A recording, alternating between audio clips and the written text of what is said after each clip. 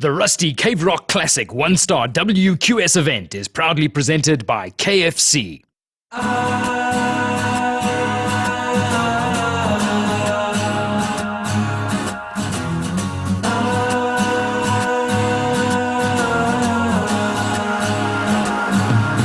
Stage 5 on the ASP Africa Professional Surfing Series takes a page out of the World Championship Tour.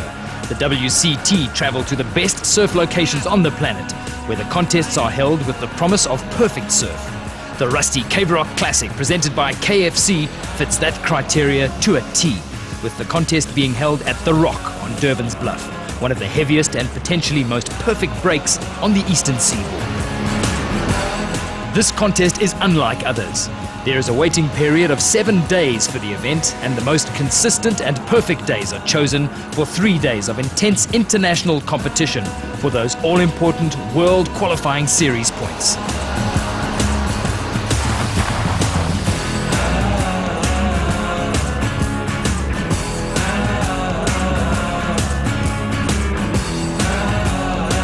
Tests the car got around here, and no one comes close.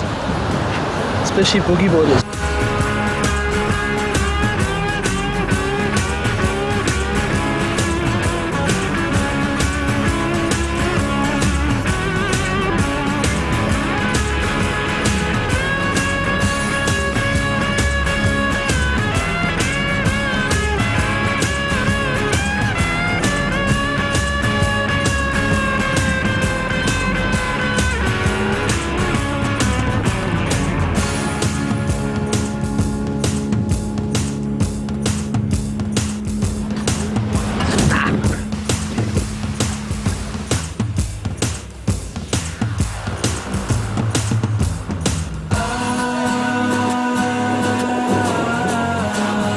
Swell, let the guys surf now, and then run the better rounds in good surf. Use the good surf. Although South Africa has produced world champions in the past, the South African surfers have been in the minority on the WCT for the past 20 years. But that is changing, with the likes of Greg Emsley, Paul Canning and Travis Logie flying the flag abroad and campaigning to bring another world title home. We caught up with Travis Logie on his WCT rookie year to find out about life on the tour.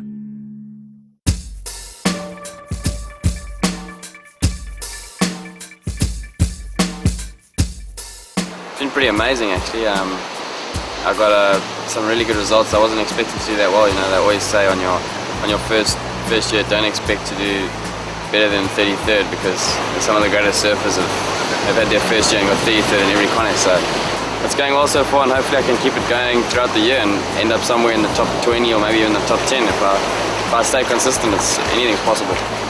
The level of competition in South Africa is super high. There's so much depth, but on the WCT it's pretty outrageous. Like, you can't get through a heat unless you're getting 2 8s pretty much in every heat, because you're surfing against the best surfers in the world, and you have to be on top of your game all the time, otherwise you're not going to get a result.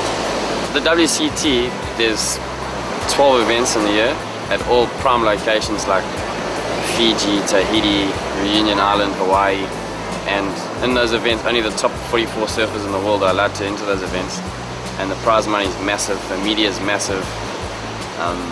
It's where you want to be, and on the WQS it's kind of like doing the hard yards to get there. You know, there's about 500 incredible surfers doing the WQS, and only the top 16 get to go into the WCT for the next year. So last year I pulled it off. I finished up 11th on the WQS and I made it into the WCT, and haven't looked back since. So yeah, it's definitely, you know, I'm thankful for the life I've been given every single day. And the competitive side, well, that's just an added bonus. If I go out and win contests and make some huge prize money, that's an added bonus, but the main thing for me is just to have as much fun as possible. Major countries in surfing, Brazil, Australia and America, each of them have got over 1 million surfers that surf every day. In South Africa we don't even have 100,000. So for the amount of good surfers we have, it's actually pretty amazing. We've got, I mean, there's like two of our surfers on the top 10 of the QS in the moment, so we might have 4 guys on the CT next year. Royden Bryson's been doing really well, and David Weir and Daniel Redmond are pretty much in there already. They've just got to keep consistent, and they'll be joining me and Greg next year hopefully. And yeah, if we can get all those guys on the WCT, who knows? You know, strength in numbers is what I always say. If I could give any advice to the youngsters, it's never ever give up. Whether you're injured or you're down and out and you think the judges are ripping you off, just keep going, never give up, and never stop having fun. Make sure you're having fun while you're doing it, otherwise you'll lose the spark, and that's the main thing. So yeah, never give up and have fun.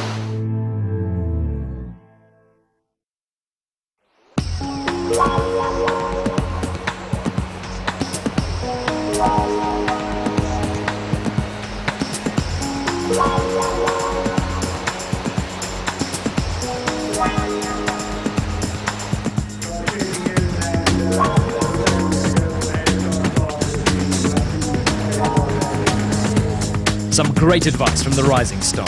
And with the preliminary rounds out of the way and 2 days of surfing under the belt for this one-star WQS event, the stars aligned with 1 day to go in the waiting period. It was contest on, and we resumed at the quarterfinals of the men's event early on day 3. The conditions for the event, as good as it gets, with a consistent 5-foot swell and light offshore winds. The first quarter was a formality for South Africans Keegan Nell and Richard Sills, both finding the right waves early on and proceeding through to the semis.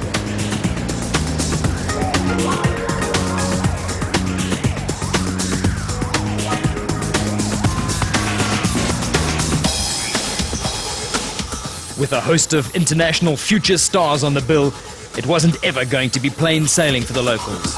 Kyle Knox from the USA showing here that he means business. But it was business as usual for the two South Africans in the heat, Paul Canning and Simon Nicholson, showing their knowledge of the local break and going through to the next round.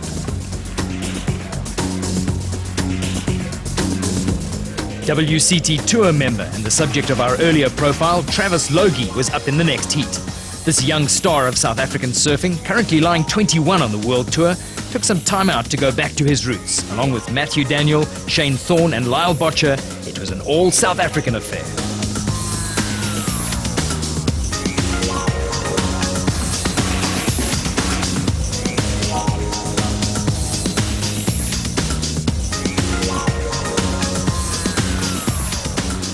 But it would be Travis's day, and along with Lyle Botcher from Durban, would take the heat and find himself one step closer to a home ground final. Really difficult out there.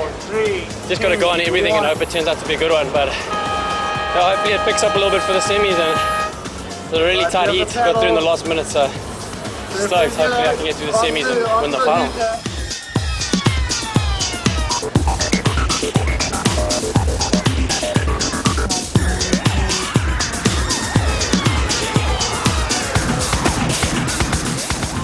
Expat Sean Gossman, now surfing out of Australia, would have been feeling comfortable in these familiar conditions, and up against World Junior champ from 2003, Warwick Wright. Along with Rick Smith from Oz and bluff boy Ricky Basnett, they made up the final 4 in the quarters, all looking for that slight edge to put them in front and get through to the next round.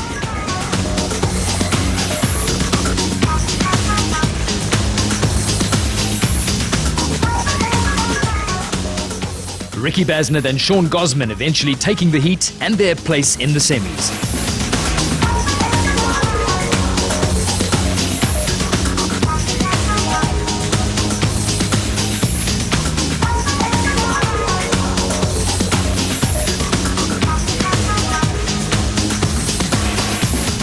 Hi, I'm Karina Petroni. I'm from Atlantic Beach, Florida.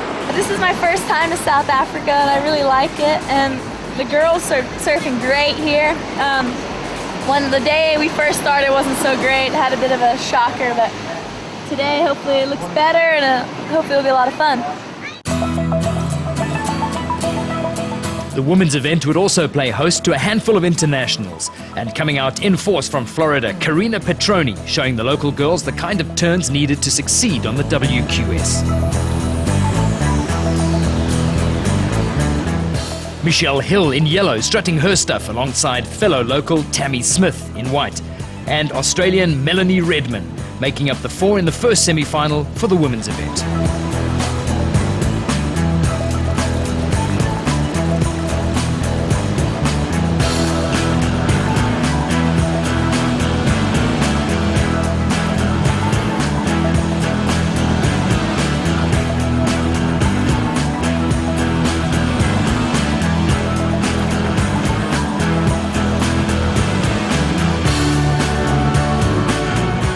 But the young woman from Florida and the Australian proved to be too strong here, and they progressed to the final of the Rusty Cave Rock Classic.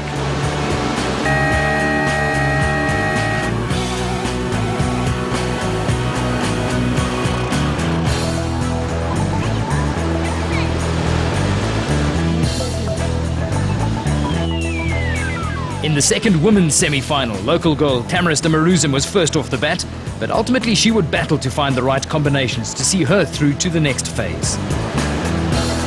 The young goofy footer from Hawaii, Leilani Grai, choosing some larger waves and creating more chances in the critical section, and with that, finding the higher point scores.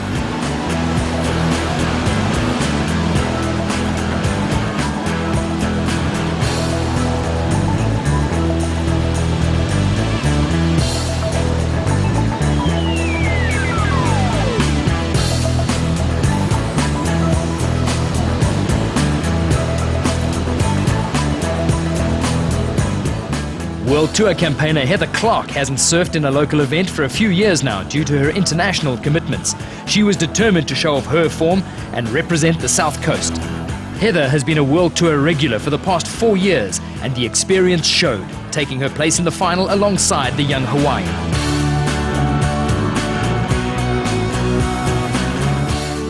Towards that, I got 1 or 2 good waves, and then Tamaris and Leilani were battling it out. I just heard the commentators going second, third, second like that, but I'm glad I got through. So conditions are still nice in that, so hopefully the wind just stays off and can get some good waves in the final and that. It's been really good. Came here a few years ago and I had a really good time, and I'm having a good time again. I got a few waves that were alright, so I'm happy. Made the final, I think. Simon Nicholson, Richard Sills, Paul Canning and Keegan Nell, 2 through to the main event in an all-South African affair here in the first semi-final at the Rusty Cave Rock Classic. Simon Nicholson finding a clean canvas to sign his name. With this man, it's all about style. Richard Sills, who has spent the last 4 seasons on the North Shore honing his power surfing, was finding the going easy too, putting up some high scores and taking the first of the 4 places in the men's final.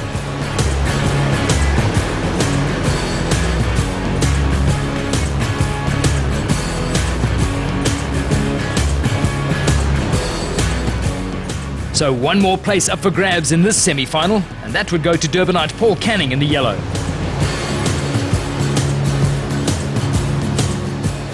Kyle Nell in red not finding the right combinations and narrowly missing out on his maiden final placing.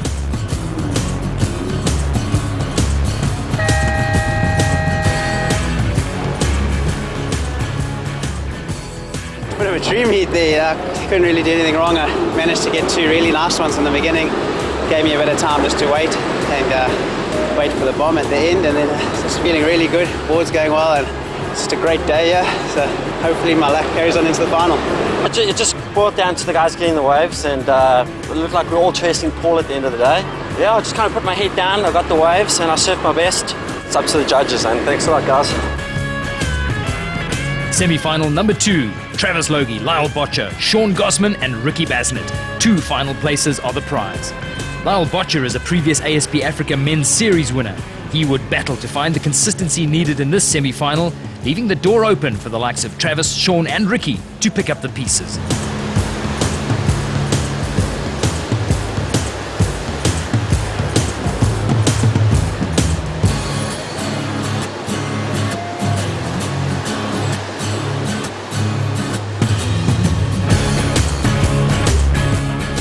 Bluff local Ricky Basnett would seize his opportunity for a home break final here, posting some excellent scores and progressing through to his first senior pro final since his move from the junior divisions, alongside Sean Gossman from Australia taking up the other place in the final.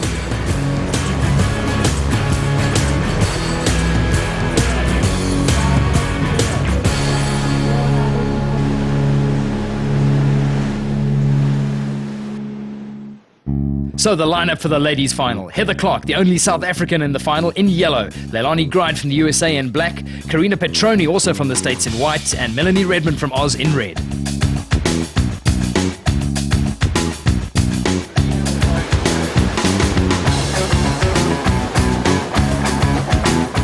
Heather Clark, Port Shepstone local, takes off for the first wave of the final, taking her into the lead with a 4.75. Leilani Gride from the USA taking off. The goofy footer picking up a 4-pointer here to move her up into second in the final.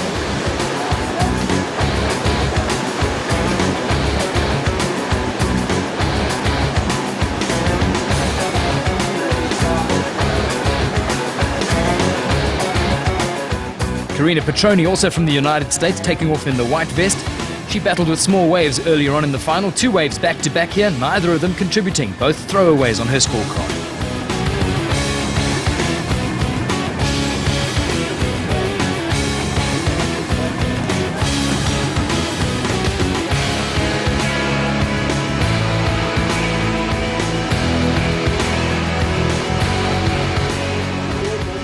Aussie Melanie Redmond takes off for her first wave of the final, and it's a big point scorer. 6 points on her scorecard, and that blasts her from behind into the lead.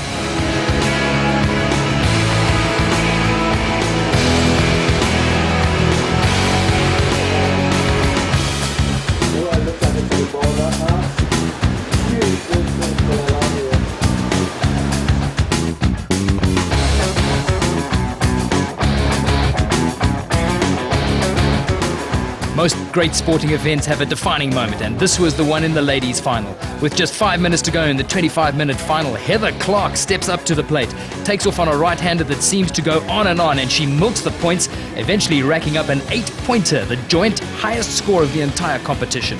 This would boost her back to the top of the leaderboard and put the pressure squarely back on the other 3 girls.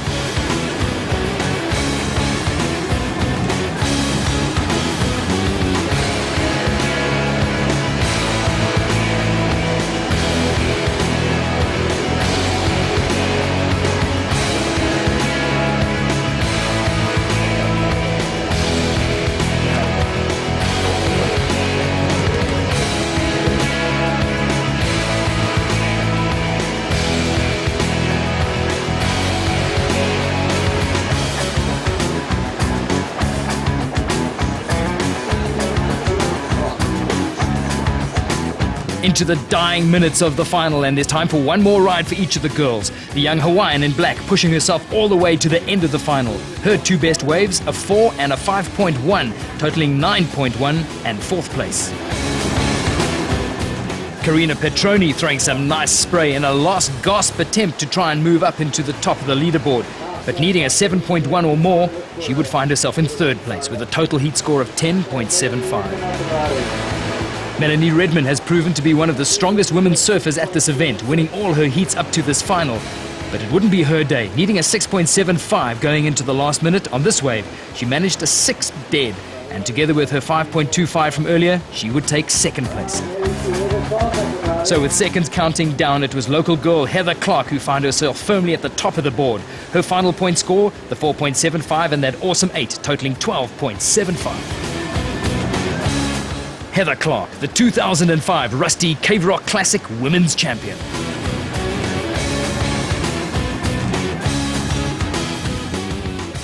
I'm really happy. I'm more happy because I was the only South African there and I managed to beat all the international girls. So I don't really get to compete much at home, and the only other time is when we have the Mr. Price in Durban. So thanks to Rusty for putting on this event, and got to win 1 contest at home, so I'm glad.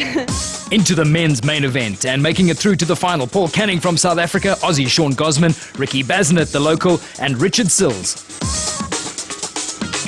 Having put in the hard yards in the prelim rounds, there's just 25 minutes now between these surfers and a WQS victory. Straight off the bat, Ricky Basnett finds an open face, laying down some early points and taking the lead.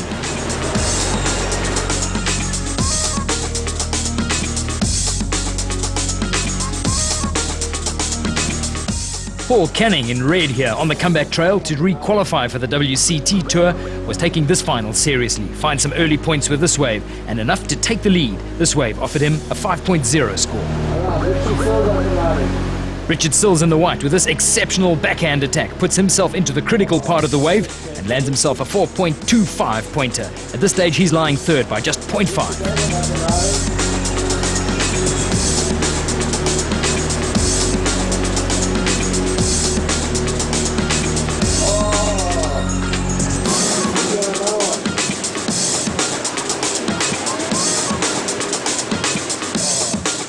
Ricky Basnett, the man on a mission, putting on a show for his home crown, but coming unstuck here. Sean Gosman, the former Durbanite, now Australian, finding himself on the inside, changing direction.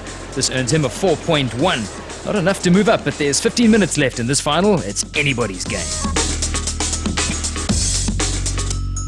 Paul Canning back in action now, looking to consolidate his lead. A potential point scorer, but the wave's not living up to its promise, so he'll have to head back into the lineup.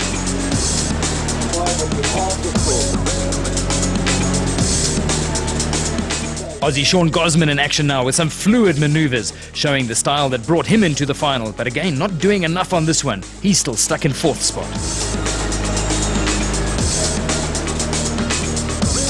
The surfer in white here, Richard Sills, throwing some awesome vertical moves halfway through the final and then linking up with the inside section too. However, he managed to pick up an interference call on this wave and he would lose his top score. And at this level, it would be impossible to come back from that.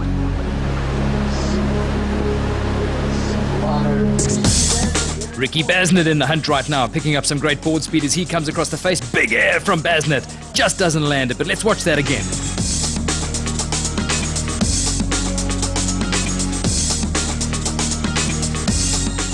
Back in action, the man leading the final at this stage, Paul Canning in the red.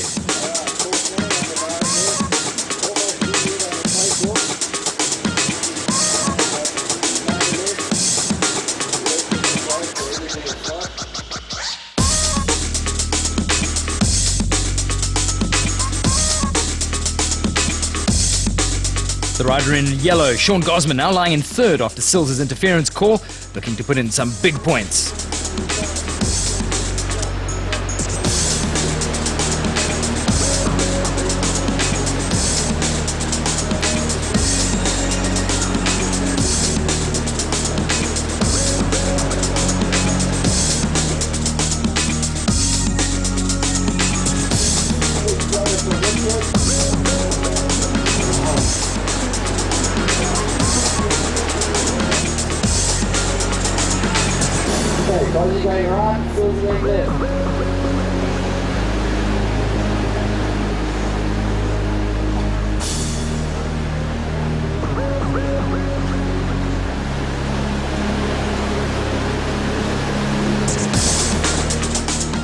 So with just a couple of minutes left in the final, Paul Canning holding all the cards and Ricky Basnett takes off on this one.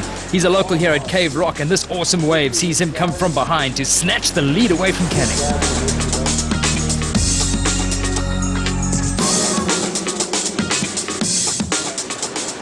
Richard Sills, who was always battling after that interference call with his best ride of the final, produced him a 5-pointer, but he ended up with 7.13 and 4th place for the New Pier local.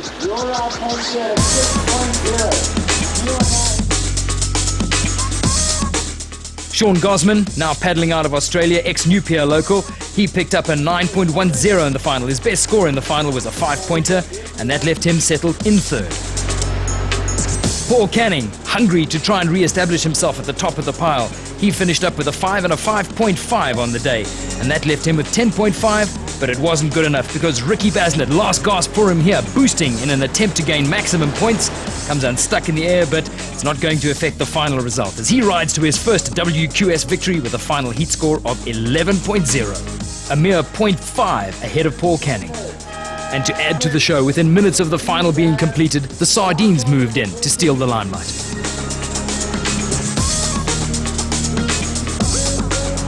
Shock, yeah. How are you feeling? Stoked, eh? I wanted to win this contest so bad. At home here, I have a local break, so this one's for all the bluff guys there. That's what I wanted to do. I kind of wanted to get a big air. Just fell in the first 2 though, but kind of worked out in the end anyway, so stoked. So Paul Canning coming away with the Blowing Up Award as consolation for his efforts. The women's check going to Heather Clark from Melanie Redmond, Karina Petroni and Leilani Grimes. Celebrations for the Bluff local Ricky Basnett with his maiden senior win, pipping Paul Canning in the final, leaving Sean Gosman in 3rd and Richard Sills in 4th.